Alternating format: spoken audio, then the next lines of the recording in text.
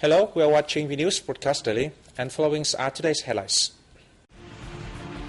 Prime Minister Win Tanzung meets Belarusian Economic Minister Nikolai Snopkov. Vietnamese rice exporters face difficulties in fulfilling yearly export target because of declining demand. Nha Trang-Moscow direct air service inaugurated.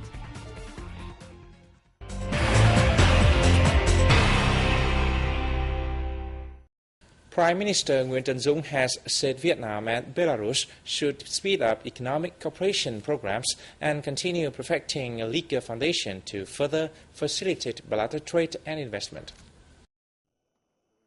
Dũng made the suggestion on April 4th at the reception for Belarusian Economic Minister Nikolai Snopkov, who is on a working visit to Vietnam. The government leader said the two sides should enhance the implementation of their bilateral agreement on plant quarantine and the signing of an agreement on animal quarantine.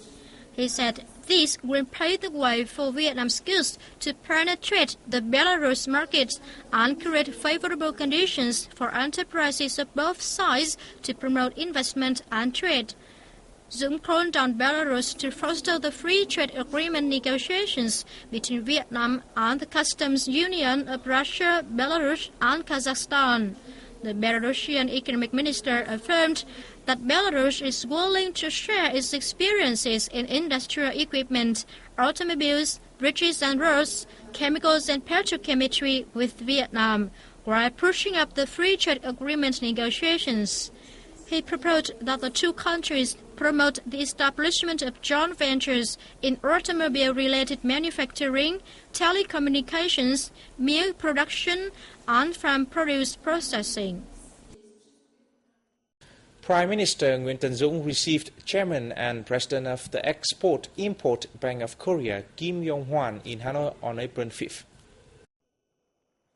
Meeting Kim Yong-hwan, Chairman cum President of the Export-Import Bank of Korea in Hanoi on April the 5th, Dũng expressed his delight at the fine development of the strategic partnership that Vietnam and the Republic of Korea are enjoying in all fields. Dũng spoke highly of the bank's contributions to promoting bilateral cooperation in trade and investment, as well as providing official development assistance to Vietnam. He said he hopes the bank will continue its effective efforts to boost cooperation and increase its funding of infrastructure projects in Vietnam.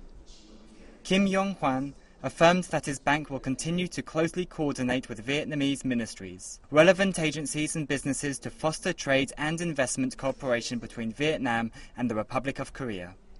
He stressed that his bank will do its utmost to enhance credit support for Korean businesses to successfully implement investment projects in Vietnam.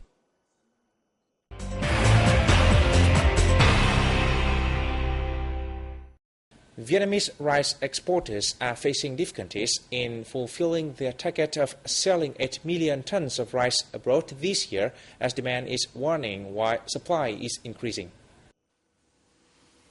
According to the Vietnam Food Association, in the first quarter of this year, over 1.45 million tons of rice were shipped abroad at an average price of more than $442 per ton. The association said the primary reason why such a large volume of rice was exported at a low price was because exporters had to sell their rice to China at a reduced rate due to declining demand from other traditional markets.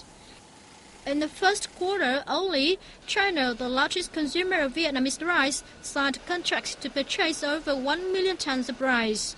Meanwhile, falling demand was seen in Africa, Vietnam's second-largest market, with only 500,000 tons signed in the first quarter this year.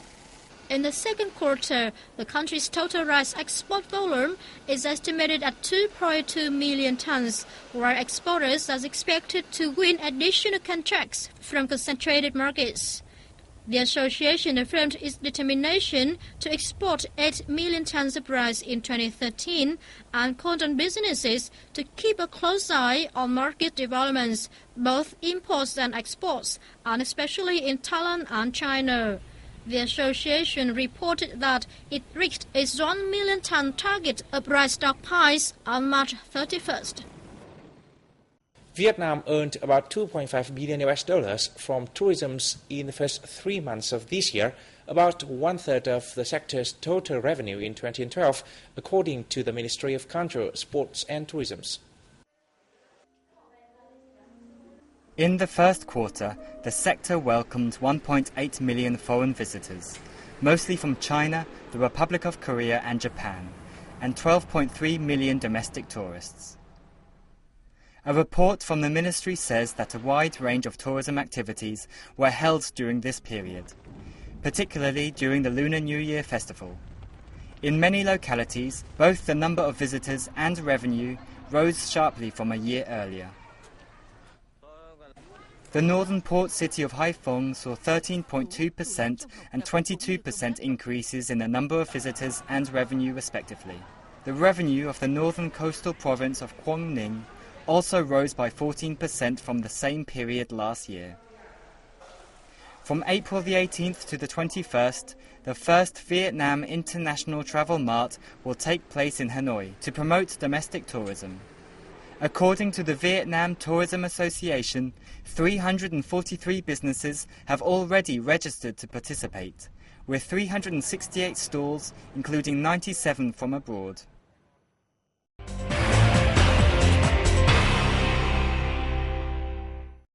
The Ho Chi Minh City Tourism Day Festival got underway in the city on April 4th with a diversity of appealing activities full of national country identity. The event is part of the city's efforts to boost its tourism this year. Themed trademark integration development, the three-day event drew the participation of 80 travel agencies coming from 21 localities nationwide. Among 120 booths are those introducing visitors the traditional cuisines of regions across the country, as well as delicious international food. The highlight of the festival is a trade fair of tourism and tourism markets, which offer promotion programs and new tour packages. To promote tourism in Ho Chi Minh City, it is necessary to develop trademarks of professional and prestigious local travel agencies. Therefore, this is an opportunity for travel businesses to promote their new and attractive products and services to customers, thus stimulating domestic tourism demand. On this occasion, an exhibition depicting the beauty of Vietnam's tourism sites was also opened with 100 photographs. Jointly held by the Department of Culture, Sports and Tourism and the Ho Chi Minh City Tourism Association, the event is expected to draw 250,000 visitors. In 2012, despite economic difficulties, the city earned about $3.38 billion from tourism, a year-on-year increase of 25%. The national flag carrier Vietnam Airlines on April 5th made the inaugural flight on its direct service linking the central resort city of Nha Trang in Khánh Hòa province and Moscow. The flight on a Boeing 777 took off from Cam Ranh Airport in Can Hoa at 11:15 a.m. with all the seats occupied. This is Vietnam Airlines' third direct air route between Vietnam and Russia. Initially there will be one flight a week, but it is expected to increase to 2 in October when the peak travel season begins for Russian vacationers. Addressing the service inaugural ceremony, Minister of Transport Dinh La Thang urged Vietnam Airlines and relevant agencies to speed up the upgrading of Cam Ranh Airport to serve as an international gateway for the region. Nha Trang has long been a favorite destination for Russian tourists for its temperate climate all the year round and beautiful beaches. Russia has emerged as one of the top 10 largest markets of Vietnam's tourism. Nearly 180,000 Russians visited Vietnam last year, of whom more than 82,000 arrived in Can Hoa via Cam Ranh Airport.